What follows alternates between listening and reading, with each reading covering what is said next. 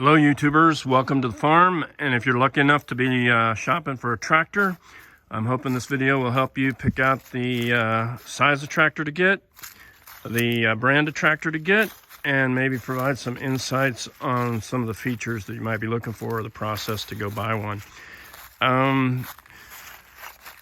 The size of tractor to get is governed primarily to me by the size of your land. If you have 6 acres or less, I'd really recommend that you get a small compact utility tractor, something like the Deere 1025, the Mahindra E-Max, the Coyote CS, or the Kubota BX.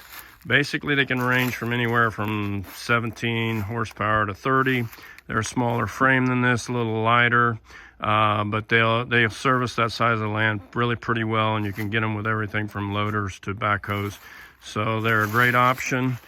If you have 6 acres or less and all you're going to be doing is mowing a lot of fairly flat ground, another option besides a tractor would be to get a zero-turn mower, because in terms of saving time, zero-turn can be a great option in that area. If you had 6 acres to 30 acres, I would recommend getting a compact utility tractor. That's what this Kubota L3400 is. It's anywhere from 25 horsepower to probably 50 horsepower, and that would service that size of property as well. What you should know about the size of the property, it's not just the acreage, but it's the amount of land you're actually going to work. So if you buy 30 acres and you're only going to work 6 acres of it, a BX might be your solution. But generally from 6 acres to 30 acres, I think a compact utility tractor would service you well. Some of the sizes for that might be like a 3025 Deere, this L3400, Mahindra, LS, Coyote, Yanmar. All of those are great tractors. Generally, my view of tractors is that they're great tools. Most of them, or all of them, are very reliable, and parts and everything with the internet, you can get all of that kind of stuff. But it generally depends on kind of what brands or sizes you're comfortable with as well. If your land is from 30 acres to 100 acres, I'd recommend what they call a utility tractor.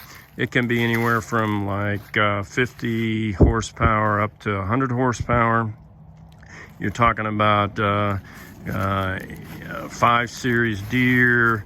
You're talking about MX Kubotas. I can't think of the model numbers for Mahindra, LS, Coyote, and Yanmar, or Case and New Holland. But generally, a utility tractor would service up to 100 acres really pretty well. Above 100 acres, you're into what I would consider an ag tractor. Those are like the T75 or T105 New Hollands. Deere has a ton of big ag tractors. Kubota has, I think there's like the M111s or something like that. And obviously Mahindra and LS and Coyote will have good size utility tractors, but also big ag tractors. So that covers the size of tractor that you might want to think about getting. The next thing I would talk about is the brand of tractor. The easiest way to provide insights there would be as if you looked in your garage and you saw a Ford F-150 or heaven help us, a Raptor, which are beautiful trucks, and your granddad drove an F-100 and your dad drove an F-150. Chances are that kind of family lineage thing, you might be a John Deere kind of person. If you looked in there and saw a Chevy, you might be more of a New Holland or a Case kind of person. If you saw a Dodge, you might be a Massey or a Case or something along those lines. If you look in there and see a Honda Ridgeline or a Nissan Titan, you might be thinking more of a Kubota or maybe a Mahindra or a Yanmar. If you saw a Kia or a Hyundai, You might be thinking more of a Coyote or an LS or some of those kinds of brands. If you saw a Mercedes-Benz or a BMW in your driveway, chances are you might be interested in a Deutsch or one of those European kind of tractors with the German engineering and a lot of features and what have you. So those are the brands that I would tend to recommend, and I tend to go by things that you're comfortable with, more so than saying any one brand is more reliable or will keep its value or all of those kinds of things. Tractors are very reliable and sturdy and well made, and generally the brands, I would go more by what you're comfortable with. That being said, if you're looking at a used tractor and you see, hey, I got 6 acres, but they're selling a compact utility tractor across the road for $5,000, certainly go buy that one. Or I have a Ford in my driveway, but they're selling a Coyote next door for a really good price, then certainly go for those kinds of deals if you are looking at a used kind of market, because that will guide you more so than maybe what's in your driveway or what size your property is. Next, so those are the brands, that's the size. Next, I'll go over some of the things that we used in our process. One of the things we did was we looked at rental tractors, not to rent one, just to see what kind of equipment they were renting. I tend to assume that rental companies use reliable equipment that's easy to service with parts and everything available. So Sunbelt in our area rents a 30 horsepower tractor without a loader, and it's generally a John Deere. They also rent like a 40 horse or 50 horse with a loader, and that's a John Deere. When they get above 50 horse, they'll rent you a Kubota MX or a JCB or Deere also. So they're renting those because I believe they're reliable equipment that can take some abuse from renters and be easily serviced. So I do tend to research rental companies as a guidance for what might be a good equipment that's well supported in the area. Next thing that we did was that we drove through the hollers and down the roads, and we looked at what kind of tractors were out in the fields. We didn't try to go into people's barns and see the tractors that weren't working, but we just, any tractor that was in the field, we would kind of keep tally on those. And the day that we did that, there were a lot of John Deere, some New Holland, some Mahindra, blue, red. They were easy to spot, green. But actually the ones that were mostly out in the fields working looked like Kubotas. They could have been Coyotes. They were orange in color, and they tended to look like Cuts. They were smaller framed. They weren't the big ag tractors that were out working, but of course our property is in this area with a lot of hilly property, so having a big tractor on these hills may not serve you very well. Just to give you some perspective, a neighbor across the way has a Hinomoto 17 horsepower tractor. The neighbor down the road has like a really nice 50 horsepower Case. At the top of the hill, he has a Deere, and then across from him, that neighbor has a Mahindra. And I've never heard any of our neighbors say, hey, we got this John Deere and I really wish I would have gotten something different.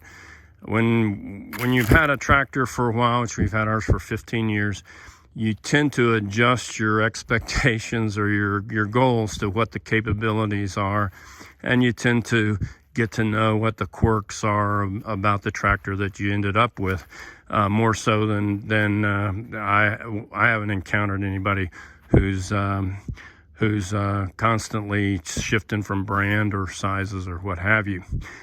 Second thing I'll let you know is that when we first got the land, we didn't have a tractor, so I tried to use a riding lawnmower. I was just going to mow to a couple the road and then to a couple of strips to the side of the road with that riding mower. 50-inch deck. It was we have a half-mile road up to the cabin, and it wore me out and it wore the machine out.